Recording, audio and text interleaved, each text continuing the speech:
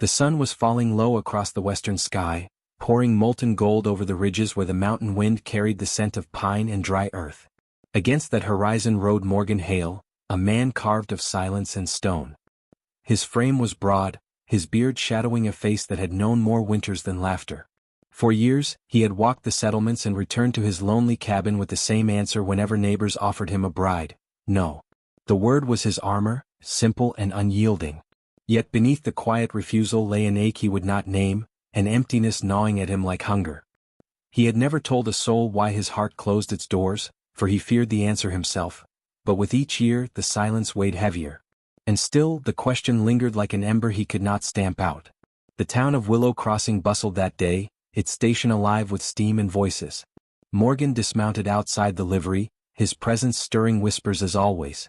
Children hushed, women glanced sideways, men measured his silence against their own pride. He came for salt, flour, coffee, nothing more. Yet as he crossed the platform, his gaze fell upon a figure unlike any other in that place. A young woman sat alone near the wooden bench, a shawl drawn close about her shoulders though the air was warm. Her hair, black as raven's wing, caught the late light and shimmered with the grace of untamed rivers. Her eyes, dark and watchful, bore the weight of 1,000 journeys though she could not be more than 20. She was beauty unspoken, a flame set apart, and Morgan felt something shift inside him, a recognition, sudden and unexplainable. But what force was it that tethered his heart to hers in an instant? Talisa Greyhawk had arrived on the afternoon train, though no one had stepped down to greet her. To the townsfolk she was a curiosity, a stranger, a native woman too finely built to be ignored, yet too foreign to be welcomed. Men muttered under their breath, women whispered behind gloves, and children stared with frank curiosity. Talisa kept her chin high, her face serene, though inside her chest a storm raged. She had left her people under sorrow's shadow, carrying wounds of loss no one here could imagine. Yet even in her loneliness she would not bow her head. For dignity was her last inheritance. Still, when her eyes lifted and caught the mountain man's steady stare, she felt her breath catch. Who was this man who looked at her not with scorn nor pity, but with a quiet searching, as though he saw himself in her reflection? Morgan turned away before the town could see his thoughts unravel.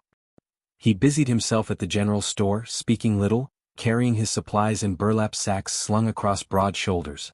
Yet the image of her lingered, haunting as the scent of wild sage after a storm. For years he had rejected every offer of companionship, dismissing them with a cold shake of his head. Now, in the presence of this stranger, he felt the walls within him tremble. But how could he reach toward her, when the world already sought to push her aside? He had been called stone-hearted, she outcast. Could two broken halves forge a whole? He wondered even as he told himself to leave it be. And still, his boots found their way back to the station platform, as though drawn by a compass hidden in his blood.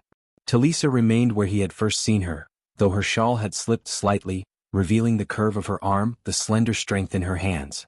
A man nearby sneered loud enough for her to hear, "Savage girl waits for no one." His laughter was joined by another. She kept her gaze fixed forward, but inside, shame threatened to swallow her. Morgan stopped in his tracks. Heat rose up his spine, not of anger alone but of recognition. How many times had he himself been whispered about, called wild, strange, untouchable? He gripped the strap of his sack tighter, willing himself to move on. Yet his feet betrayed him, carrying him to where she sat. She looked up, startled, as he lowered a canteen before her. No words, just water offered by a rough hand.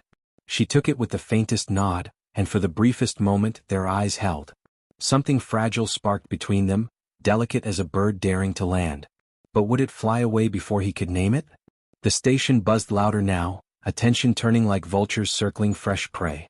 Women nudged one another, men smirked, children whispered. The mountain man who had refused every bride now bent toward the native girl no one claimed. The weight of judgment pressed hard. Morgan felt their stares burning into his back and shame flickered, tempting him to withdraw. Talisa sensed it too, rising to her feet as if to leave, sparing him the burden of her company. Her dignity was armor, but inside she braced for abandonment once more. Morgan's chest tightened. He could not let the cycle repeat, not this time. His silence had cost him too much already. With a breath that tasted of dust and fate, he stepped closer, closing the distance as whispers swelled. The whole station seemed to hold its breath. What would he say, what could he say, when words had failed him for so long? His voice came low, rough with years of disuse, yet steady as a mountain stream. "You're mine." The words hung in the air, not as a claim of possession, but as a vow unshaken by the eyes around them. Shock rippled across the crowd, some gasping, others scoffing. Talisa froze, her heart hammering like hooves on hard earth. Did he mean it? Could he, a man she had never spoken with, lay such a claim? And yet, when she looked into his eyes, she found no hunger, no cruelty, only a fierce and quiet promise. His hand opened before her, palm waiting, not commanding. The silence stretched, every gaze upon her. Fear trembled within, but alongside it, a warmth bloomed, a recognition of something she had longed for, safety, belonging, choice.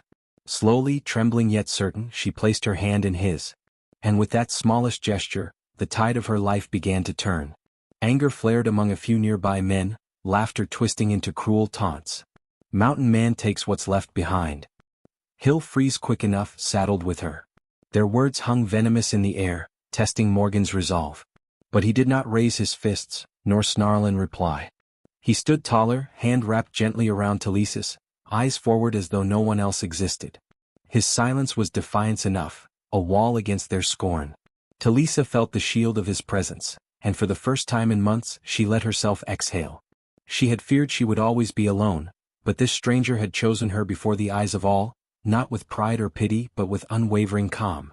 Still, questions roared inside her heart. What did he see in her, and how long could this fragile bond withstand the world's disdain? The train whistle shrieked once more, scattering birds into the painted sky, but the two of them remained still. Morgan's thumb brushed lightly across her hand, not in passion, but in quiet reassurance, the kind that speaks louder than 1,000 declarations. Talisa felt tears press against her eyes, though she would not let them fall here, not before the jeering crowd. She lifted her chin, her spine straightening beside him. For in that single act of joining hands, something unspoken had been promised. Two souls, both marked as outsiders, had chosen to stand together against the weight of judgment.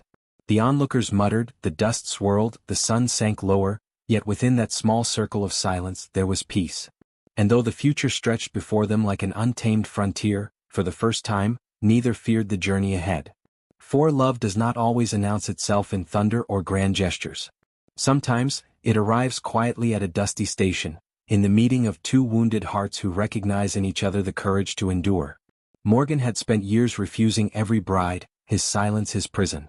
Talisa had carried the burden of rejection, her dignity her shield. Together they found in one another not possession but liberation.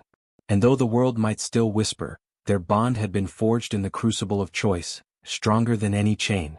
Perhaps tomorrow would bring hardship, perhaps another test. But for now, in the glow of a setting sun, they had found the courage to say yes when the world demanded no. And sometimes, dear listener, that is enough to change a life forever.